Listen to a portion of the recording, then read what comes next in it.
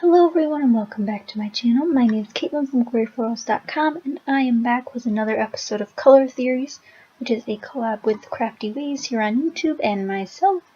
So today we are working on the rainbow still. So as you know, we have a whole playlist and we've been doing this for weeks, but we go through the order of the rainbow and dedicate a whole layout to that. So today we are finally into the purple section. We just grouped together indigo with blue and purple. You know, it's vague. Indigo is just an interesting color. So today we're just focusing on purple. Easy enough, up for interpretation on what the color purple is. So I realized quickly that I don't have a lot of purple in my stash. So what I decided to do is do a little bit of mixed media up on this paper. Doesn't turn out the way I wished it did, but it's definitely not bad. Still turned out okay. I'm taking these Maggie Holmes wood veneers and painting them purple. I actually only paint the title piece purple with this acrylic paint.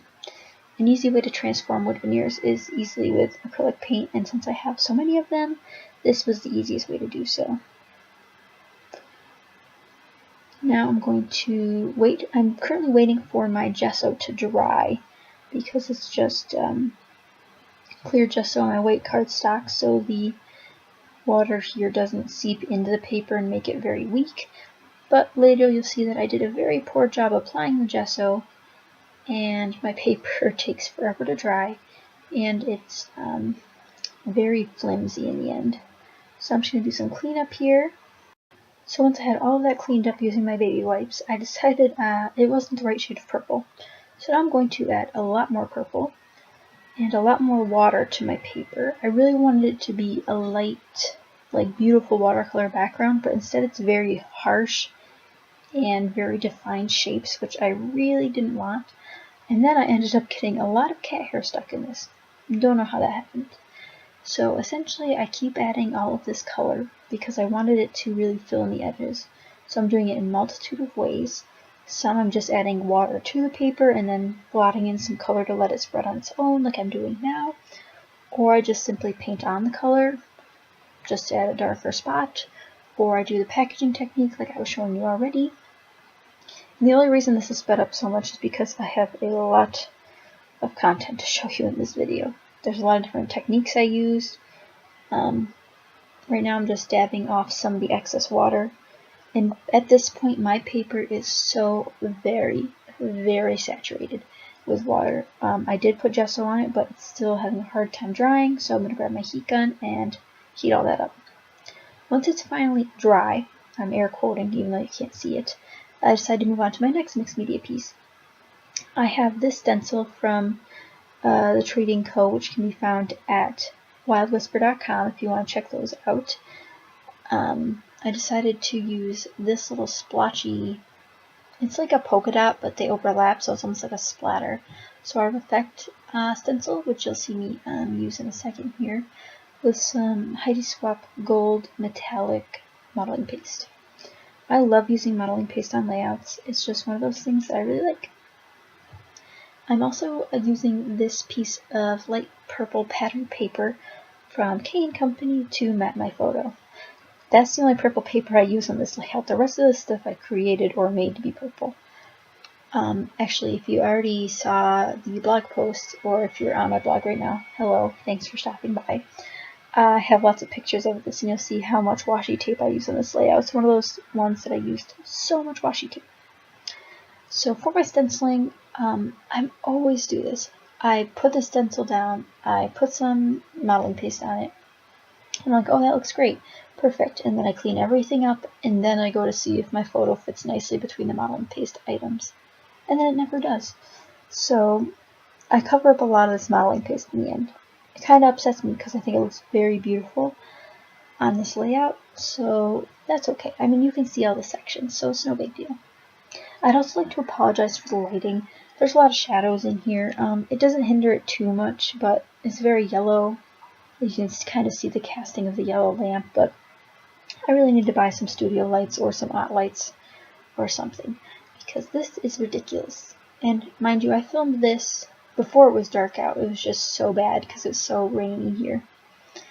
And then my modeling paste proceeded to not want to dry, so I also used my heat gun on that. Be careful when you're heating up modeling paste because it does get very, very, very hot. I've noticed. Like I went to touch it afterwards when I wanted to see if it's still wet, and it practically burned my finger. So be careful with that.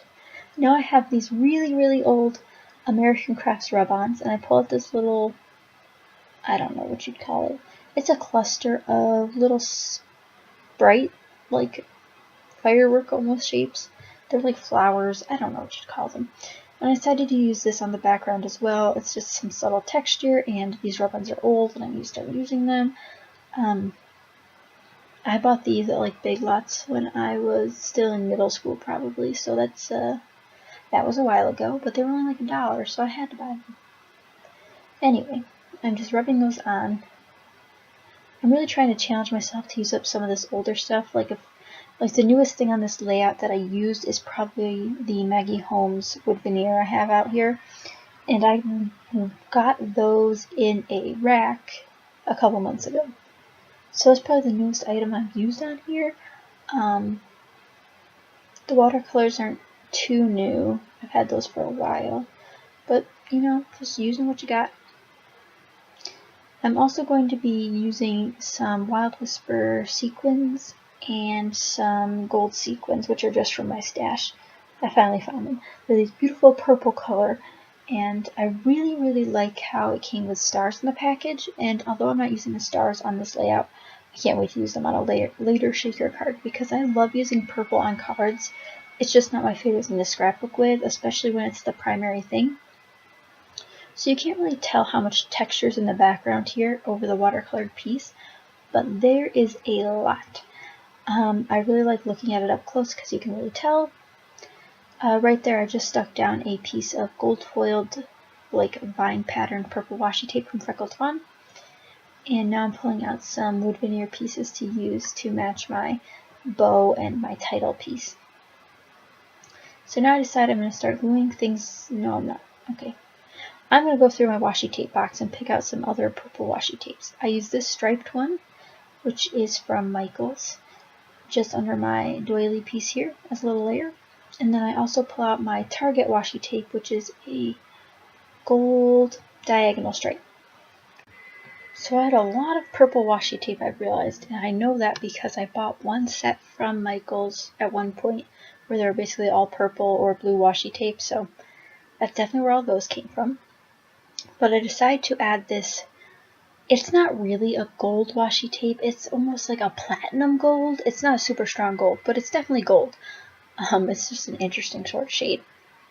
But I decided to lay that on the bottom to give some ground to this layout, because right now it's definitely floating out in the abyss. I don't know where it is. What I really think would have helped this layout is either gold splatters, which I didn't have a gold that I really liked to use with the Heidi Swapp Color Shine, because the Heidi Swapp modeling paste, because the Color Shine and the modeling paste are two completely different golds in my opinion. One's a bright gold and one's like a dull gold, but I think gold splatters would have helped this layout. White splatters would have helped this layout. I don't have anything to white splatters since I ran out of purple paint, which I'm quite upset about, so I need to buy my 50-cent white paint at the store next time I go. I did find these fun Freckled Fawn paper clips. It's just a purple arrow, which I thought added a lot of detail without doing too much other stuff. And I also added one purple resin rose. I think it's a rose. I'm not 100% sure what type of flower that is, but I bought all these flowers on like the Wish app or the other discount app. I can't remember what the other one's called, but I bought a bunch of these and I need to start using them because they're really bulky and probably too bulky to use on cards, but yeah. So I pull out one phrase sticker to use. It's just a simple one. It's like live in the moment. I'm pretty sure that's what it says. And that's just by Tim Holtz. But this layout's almost done. I'm going to add a bunch of sequins, both from Wild Whisper and I believe the other brand is Doris. But Spiegel Mom Scrubs puts together these awesome sequin mixes that you can find at the Wild Whisper shop. So I made a purple layout, and I still can't believe I made a purple layout. If you guys enjoyed this purple layout, please check out Ariana's video down below, we're almost done with the series. We're basically moving on. So we've basically finished the rainbow since Violet's last, and we just did purple. We'll be moving on to black and white, and then the whole rainbow after that.